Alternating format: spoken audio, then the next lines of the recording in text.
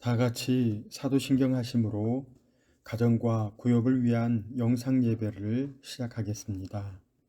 나는 전능하신 아버지 하나님, 천지의 창조주를 믿습니다. 나는 그의 유일하신 아들, 우리 주 예수 그리스도를 믿습니다. 그는 성령으로 잉태되어 동정녀 마리아에게서 나시고 본디오 빌라도에게 고난을 받아 십자가에 못 박혀 죽으시고 장사된 지 사흘 만에 죽은 자 가운데서 다시 살아나셨으며 하늘에 오르시어 전능하신 아버지 하나님 우편에 앉아 계시다가 거기로부터 살아있는 자와 죽은 자를 심판하러 오십니다. 나는 성령을 믿으며 거룩한 공교회와 성도의 교제와 죄를 용서받는 것과 몸의 부활과 영생을 믿습니다. 아멘. 찬송가 299장을 다 함께 부르시겠습니다.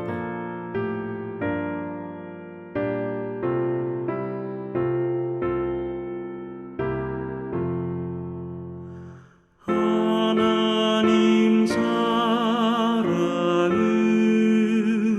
온전한 참 사랑 내 맘에 부어주시사 충만케 하소서. 내 주님 참 사랑 햇빛과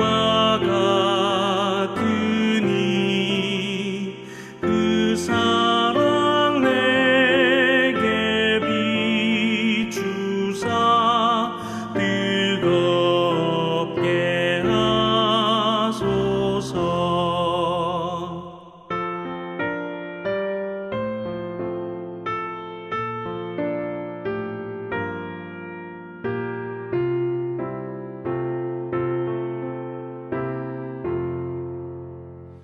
그 사랑 앞에는 풍파도 그치며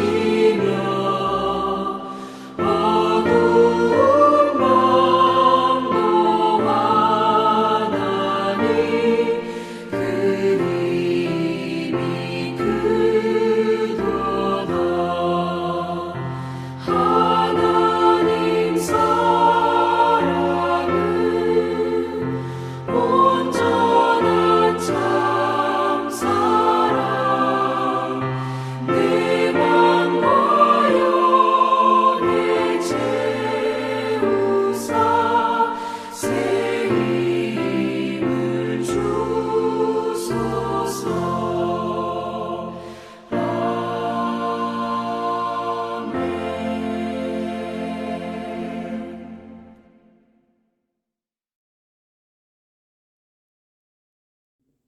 각 가정이나 구역의 담당자께서 기도해 주시겠습니다.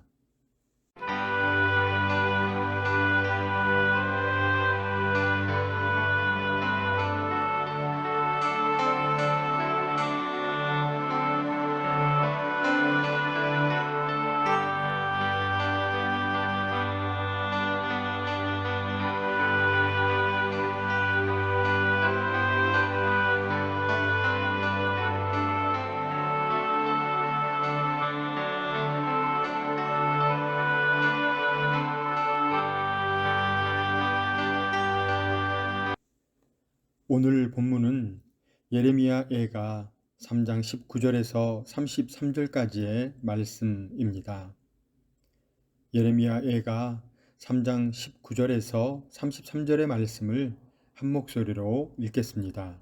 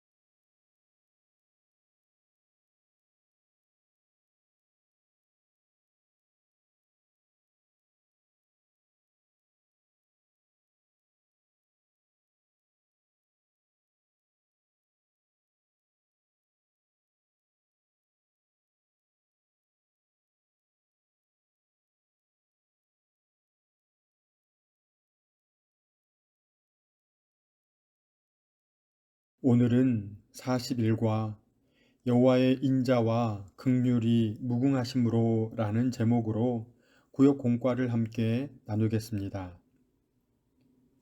예레미야 예가는 바벨론 왕 느부갓네살 왕에게 유다와 예루살렘이 멸망당하고 성전이 파괴된 것을 슬퍼하는 5개의 시를 모은 것입니다.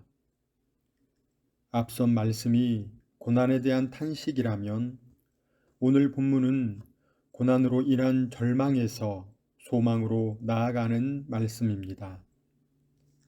저자는 하나님을 향하여 자신이 겪은 고초와 재난, 곧 쑥과 담즙을 기억해 달라고 기도합니다.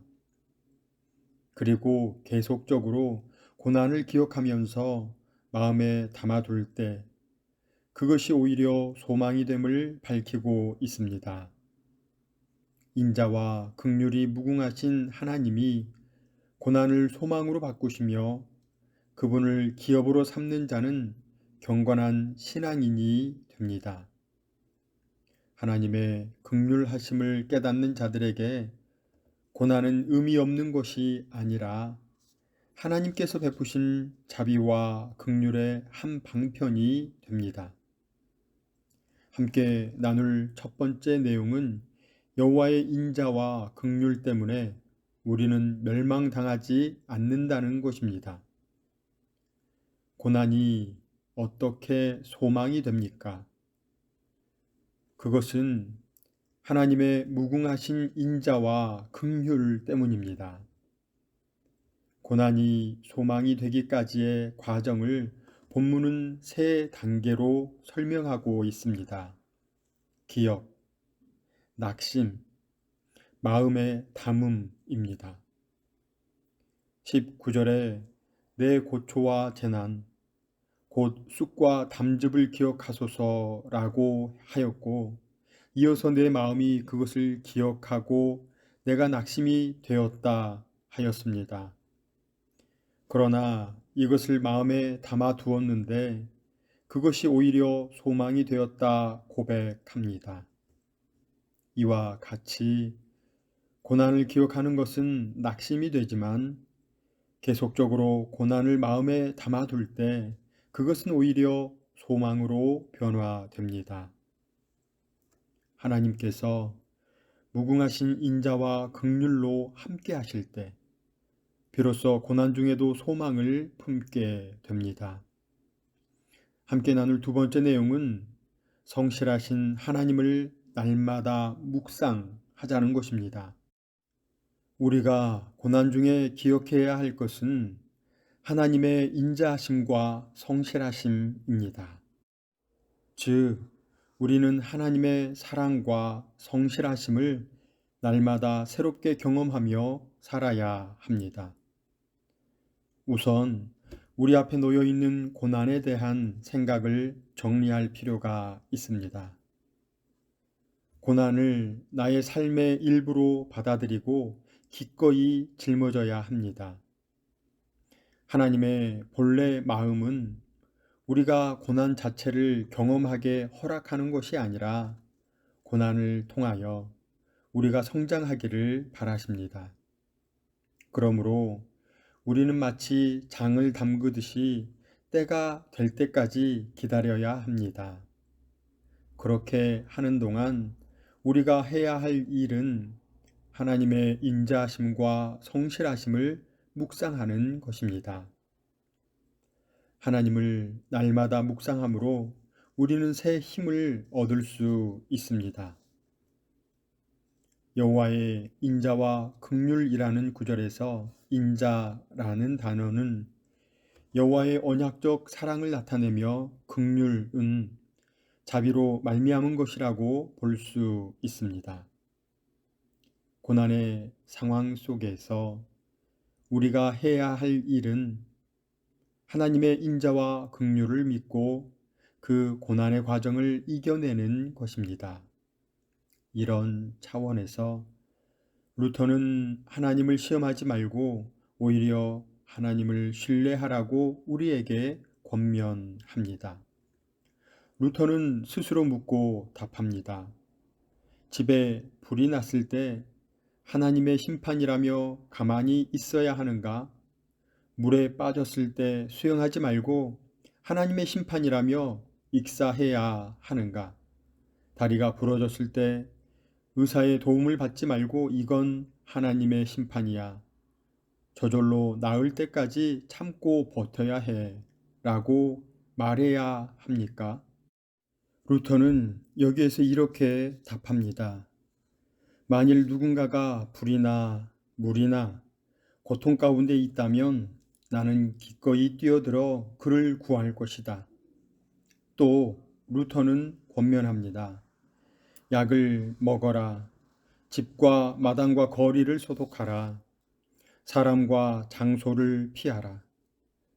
하나님의 작정 안에서 약한 자가 독과 치명적인 병을 퍼뜨렸다. 그러므로 나는 하나님께 자비를 베푸셔서 우리를 지켜달라고 간구할 것이다. 이것이 루터가 말하는 하나님을 두려워하는 믿음입니다.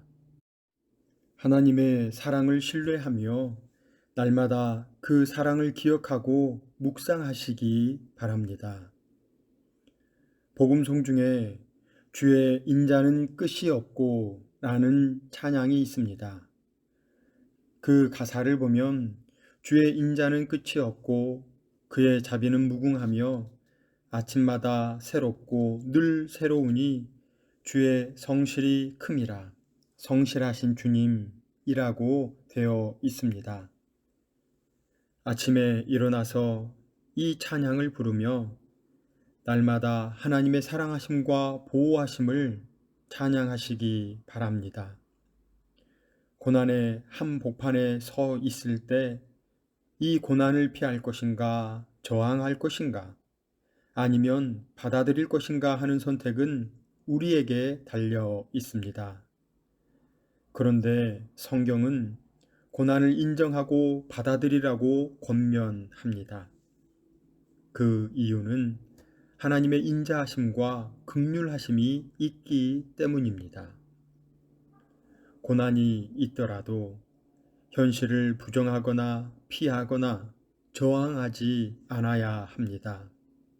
현실을 인정하고 하나님의 섭리와 더 크신 인자하심과 자비하심을 의지하여 이 고난을 극복해 나아가는 사천읍의 가정과 구역원 모두가 되시기를 주님의 이름으로 축원합니다. 함께 기도하겠습니다. 하나님, 각 개인과 가정 모임에서 구역 예배로 모이게 하시니 감사를 드립니다. 우리에게 고난이 닥칠 때 현실을 인정하고 받아들일 수 있는 믿음을 허락하여 주옵소서. 뿐만 아니라 하나님의 인자하심과 긍휼하심을 의지함으로 어려움을 슬기롭게 극복해가는 사천읍의 개인과 가정, 구역 되게 하여 주옵소서. 그 믿음 가지고 신실한 삶을 살아가기를 소망하오며 예수님의 이름으로 기도드립니다. 아멘. 오늘도 구역원들과 기도의 제목을 나누시고 한 주간 구역원들을 위해서 기도해 주시기 바랍니다. 하나님의 사랑과 긍휼을 의지하여 성실하신 하나님께 영광을 올려드리는 복된 한 주간 되시기를 간절히 소망합니다.